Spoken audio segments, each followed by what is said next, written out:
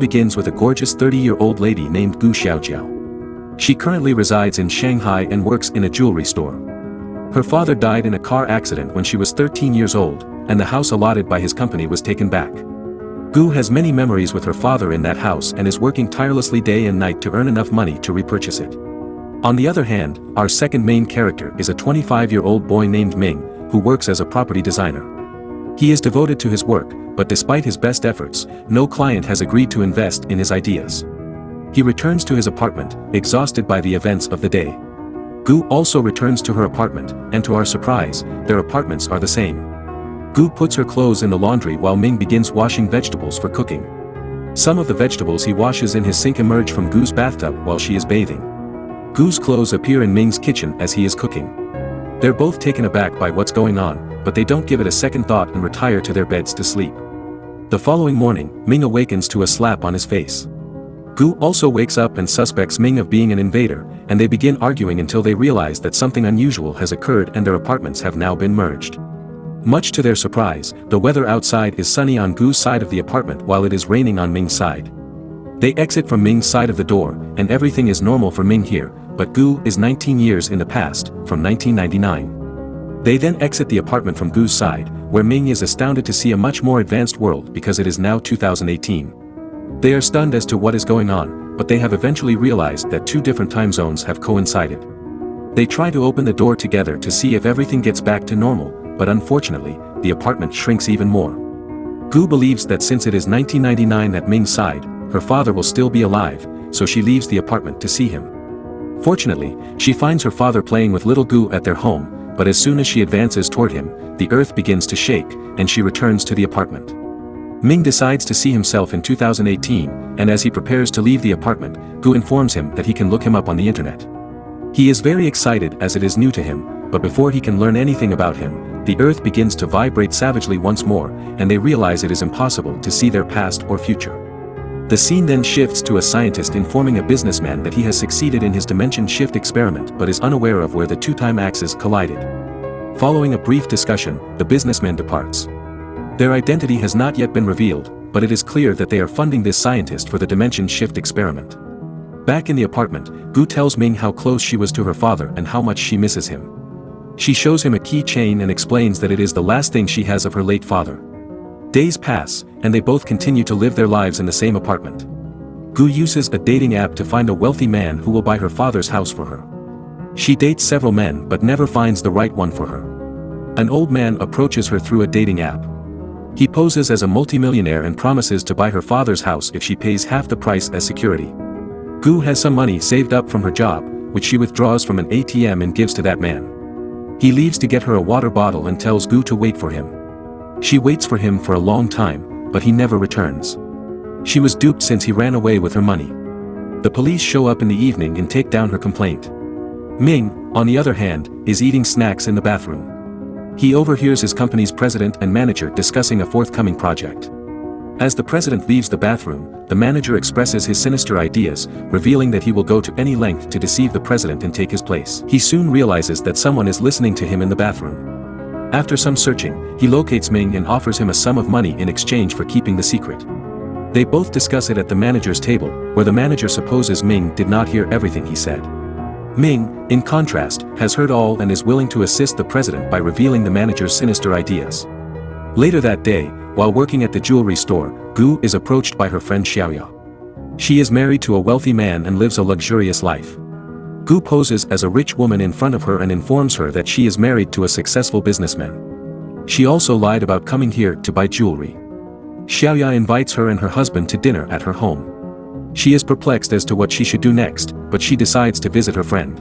She rents a dress for Ming and asks him to accompany her to her friend's house and pose as her husband. When they arrive at Xiaoya's house, everything goes perfectly until Xiaoya's husband notices the rent tag on Ming's coat. Ming informs them that he is a UFO researcher who usually wears these dresses. However, things worsen when a fake diamond from Gu's jewelry falls on the hot plate and instantly melts. They return to their apartment, where Gu begins crying hysterically about being exposed in front of her childhood friend. In the meantime, they see a commercial for lottery tickets on TV and decide to buy one. They confirm the winning lottery number and purchase it in 1999. They begin having fun before getting money, as they possess the winning ticket. They begin having fun before receiving money because they have the winning lottery ticket. They play VR games, go to pubs, eat snacks, and so on. They eat at a 5-star restaurant, but when it comes time to pay the bill, they realize they have no money, so Gu hands over her expensive bag to the cashier and tells him she will take it back tomorrow after paying the food bill. The day for the lottery winner to be announced has arrived. They win the lottery, but the lottery numbers mysteriously vanish within seconds. Gu requests that the hotel manager return her bag, but he refuses, stating that they must first pay the bill. She is now incredibly angry and yells at Ming because it was all his plan. In the meantime, she notices a billboard with Ming's image on it. He is now a well-established businessman in 2018 and has changed his name to Lu Shi. Ming, unable to believe his eyes, enters the building to see his future self. The moment Ming sees Lu, the earth begins to tremble violently, and his mind gets linked with Lu. Lu is having flashbacks of Ming and Gu. Furthermore, as Ming suffers an injury to his arm, Lu suffers pain and develops a scar for no apparent reason. He realizes right away that whatever happens to Ming will also happen to him. Furthermore, it is revealed that the businessman who is funding the scientists for the dimension shift experiment is none other than Lu himself. The scientist warns Lu that if Ming continues to stay with Gu, his future may not be as bright as it is now. He advises him to keep Lu and Ming apart. Ming, who saw his future as a successful businessman in 2018, resigns from his crappy job. Meanwhile, Lu approaches Gu and proposes a date. Even though he is Ming in 2018, Gu is uneasy with him. They have a fine time all day and eat at a restaurant for dinner. During dinner, Lu advises Gu to avoid Ming because it is essential to his continued prospects. He offers to buy her father's house for her. She initially pauses for a moment because she begins to feel attracted to Ming, but she decides to detach herself from him to protect his future. She returns to the apartment, gives Ming a bear hug, and informs him that she will be leaving tomorrow. The next day, she tearfully exits the apartment, realizing it is her final moment with Ming. However, after she leaves, Ming notices that the door to 2018 has been unintentionally left open, allowing him to enter without Gu. The scene then shifts to the company president where Ming worked, who learns of his manager's evil plans and gets mad at him. However, the manager overwhelms him and knocks him down. After forcing him to drink wine, he decides to kill him and pose it as an accident. Gu now owns her father's home. Lu approaches her at the house, returns her bag, and thanks her for her contribution to Ming's future. Gu notices the rent tag on Lu's coat and realizes he is not Lu but Ming.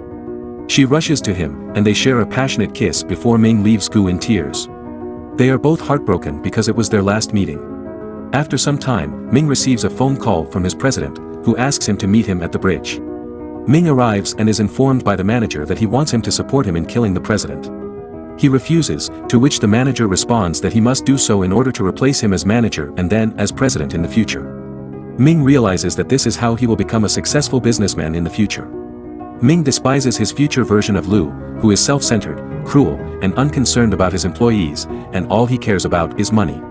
God has now given Ming a chance to not be cold-hearted and to correct his mistake. Furthermore, when Ming notices the president's keychain, he recalls that it belongs to none other than Gu's father, Zhang. He understands he is the one who will turn Gu into an orphan by killing Mr. Zhang and immediately decides not to do so. When the manager is about to push the president's car off the bridge, Ming intervenes to save him. As soon as Ming puts aside his gluttony and saves Zhang, his evil version of 2018 vanishes. Furthermore, Gu will not be an orphan as long as Mr. Zhang is alive. Ming and Gu are now in their own time zones, but they mercurially rush to a point and appear in front of each other, but not for long because Gu quickly disappears, and this is where the film ends. I hope you enjoyed the recap. If so, then give this video a thumbs up. And yes, if you want to be the first to know about my new videos, hit the subscribe button right now.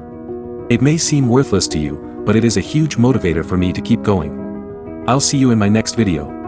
Have fun and keep watching the Movie Explainer.